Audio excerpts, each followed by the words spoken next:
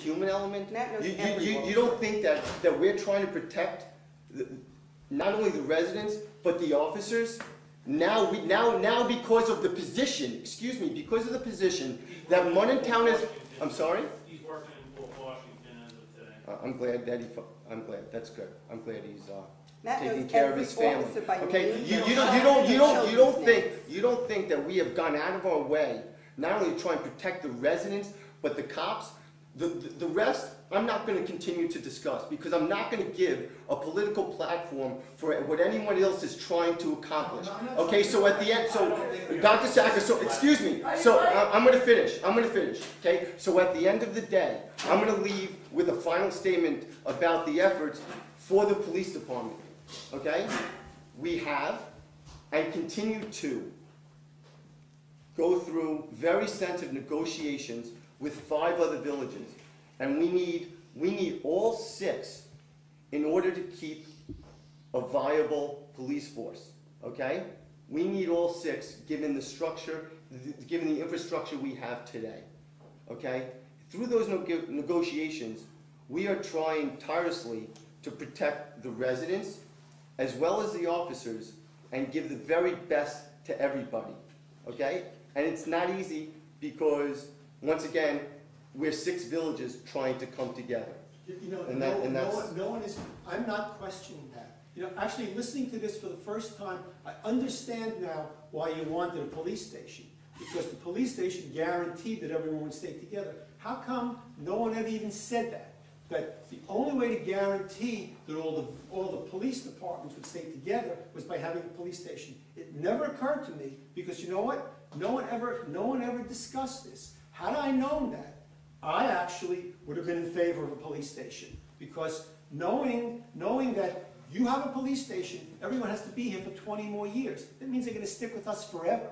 No one ever said that. This is the first time I'm hearing it.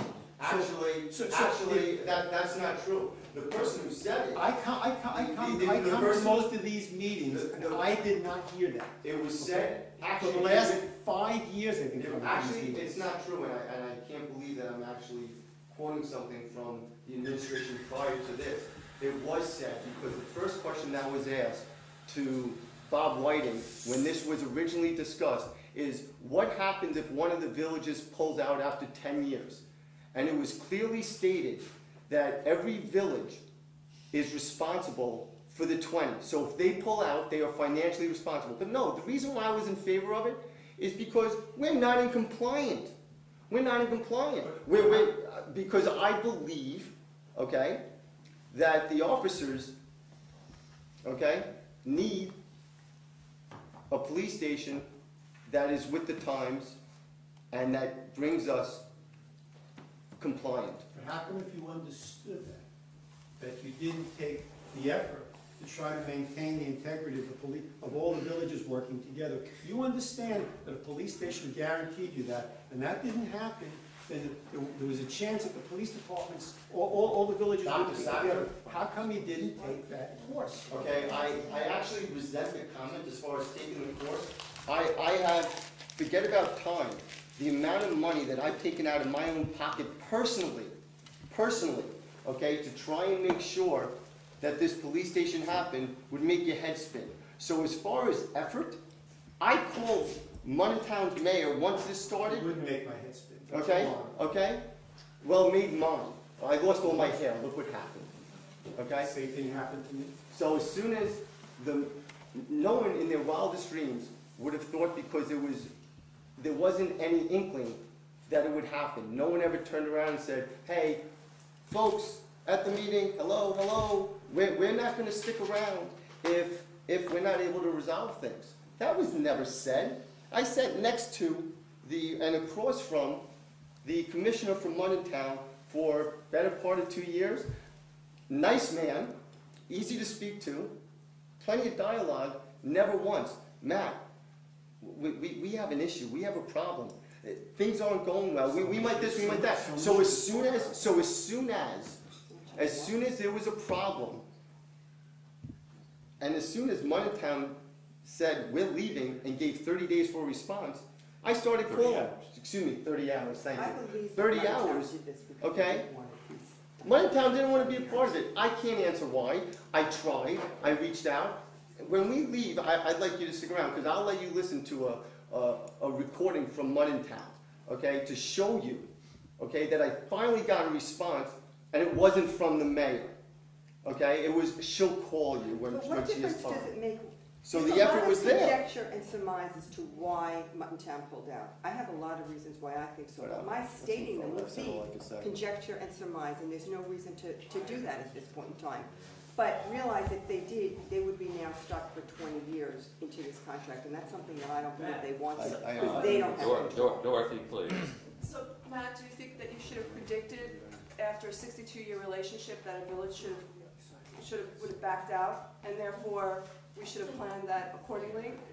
I would. Especially when we asked the question and they absolutely didn't tell us, no. I would have expected that if there was any inclination that someone wanted to be a part of something, that there would be some prior notice and conversations. And in business, when you're about to cancel a significant contract like that, what's a typical notice period? I mean, you know, when it involves people's lives and their livelihoods. You certainly would expect a year. Okay, so that's typical. I mean, I know that in business, that's typically what you get. So I have to say that I find this all really horrible, that you guys are working as hard as you are and being attacked because you didn't predict somebody giving you a month or two's notice. 30 hours. 30 hours, and didn't do what? Didn't get a village email out in time? Because I'm trying to understand what the issue is here, because this has been a few hours of just torture. Back out. That's what. I think we've covered that so many times. I have to tell you, I'm trying to see what the fault and the blame is in here, because I'm finding this all very Because this is the upsetting. democratic process. It's not the democratic. This is what. From a man this is who what has government filed is about. improper documents and everything else, you have no right to be in here talking about the democratic process, okay? Do you have legal residences on your property? This is Wait about a the second. I'm not here to answer. This is about the democratic process. Okay. Matt, when's the next police commissioner meeting? Wednesday. This Wednesday? And it's gonna be here? Yeah, I think you're all doing a wonderful job, and I kind of feel offended by this whole thing, but I just have one question, and it really has, Matt, don't get insulted. I'm a commercial artist, and I really know nothing about police and how they think and work. So, you know, let's say I went to all the board meetings as a commercial artist, I still really wouldn't understand their thinking. So why isn't there a liaison from the board that maybe had a police officer as a husband, or, in other words, I feel that when you work with the police, you have to know how they think, and I know that Brookville, I think her husband was a policeman, so they can, you know, police think different than we do. I am an artist, I wouldn't be able to think. So why isn't there someone on this board that maybe had some police background, has a father, or that could work with them? Not to say anyone here is at fault, but just, I think it makes it. It's kind of where the chips fall as they may. No, I just think it makes it for a better understanding. I mean, that's kind of an advantage. Do you know what I'm trying to say at all? You know what, there are a lot of us who do a lot of different things. Yeah, We do have but someone who's. I mean, I don't even want to go in, I'm just trying to say I'm not even sometimes, sure. I'm not trying to offend anyone, I'm just No, saying. I'm not offended. I think it's an interesting Yeah, question. but you It's are just right, that the mayor of Brookville is married to a former police professional. Oh, okay. Yes, you No, are but I'm correct. just thinking that because policemen, to my knowledge, are different because, Are you you know, as a saying that commercial my wife artist. should go to the police academy or something? Well, I just think, yeah, well, you know, just a little bit more, All a right. little better, you know, that's what I'm trying to explain. I'll mention it this evening and we'll see where we get. All right, it's just a suggestion. All right. Any other questions? If there are no other questions, I'd like to move on. It's been quite a long time on this subject, but deservedly so. And again, if anybody has any questions, please call Sandy. She'll relay the question or the email to me. My email address is on our website. I take pride in the prompt response that I provide to my residents and look forward to any further questions that you might have. I'd like to move on now to residents having village business, and that would be Mr. Michael. And has some questions on the intersection of Jager Drive and Acorn Court, and also some dead trees and debris on village property on Locust. We brought that to the road commissioner's attention after our April 11th board meeting, and Bob, he resigned on May 2nd, so I understand that between April 11th and May 2nd, he did not address that. So I got in touch with Mr. McGowan a few days after May 2nd, and we went out to the intersection. And then I asked Roger to go out to the intersection to take a look at it. And Roger has a report on that. Roger, could you detail what you found? I went out there in dry weather inspection, did find in the southwest corner of the intersection what we would refer to as supposed to be the higher part of the intersection, water ponding. It did not pond, the flooding did not extend across the entire width of the road, or that is across Acorn, down Jager. What I have noticed out there is that what you'd expect again be the lower side of that intersection. There's a high spot in the pavement. That pavement should be cut out, and a valley gutter formed from the high side of the intersection with Jager and Acorn to the low side. So that would be quite a significant job, correct? I mean, you'd have to regrade the intersection? It could be accomplished by, well, taking out the full width, the pavement from the point of curvature on one side to the point of curvature on the other, and about 20 foot wide, and forming a valley as it passes across the intersection. So naturally what happens when an intersecting roadway comes in, it comes in flat and meets the road, the main roadway, that being Jager. What needs to be formed there along the edge of Jager as it crosses Acorn is a valley, a little dip. I can see that there's been a pavement repair done recently. I don't know if that caused the problem or if that problem pre-existed, but the problem can be eliminated by eliminating the pavement for the full width from the ponding area to the north side of that intersection, and then reconstructing it with a valley gutter. Well, Bob, I was out there with John McGowan, and we kind of walked the area there, and Roger has given me some pictures here as well.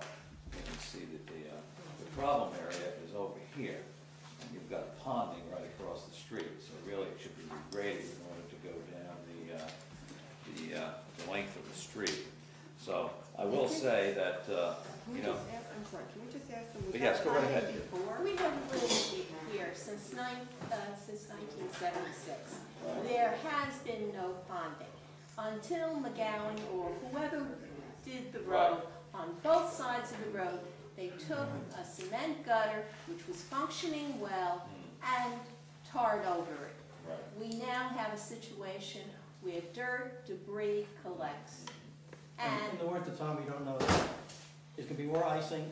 No house is going to get water in the basement because of this, but it's a poor quality job, at least, as a minimum. yes, And we're paying for this in the village?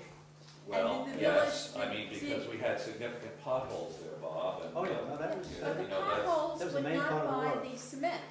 And that cement was functioning we're in talking perfect condition. connecting the gutter Yes. with appropriate So depression. all we're asking for is McGowan come over and take your tar or your asphalt out, and it'll function well, to our satisfaction. When I originally called him down, when they first brought it to my attention, you asked me to call him at that time, Right. and I did. He said that sometimes they do that if the gutter was cracked and broken up. But when I spoke to the Michaels, they said no, it was in perfect condition beforehand, and it was perfectly functioning. So they weren't sure what Well, it happened. may have been perfectly functioning, but the gutter on both sides is in real bad shape, so. Mr. Mayor, the gutter is not the problem. It's, the patch, this patch, and it's in color. If you look at the ponding, it extends right up to the patch. All right. It wants to continue to flow, and there's a high spot right here. Go ahead, folks, come right over. See what we're dealing with here.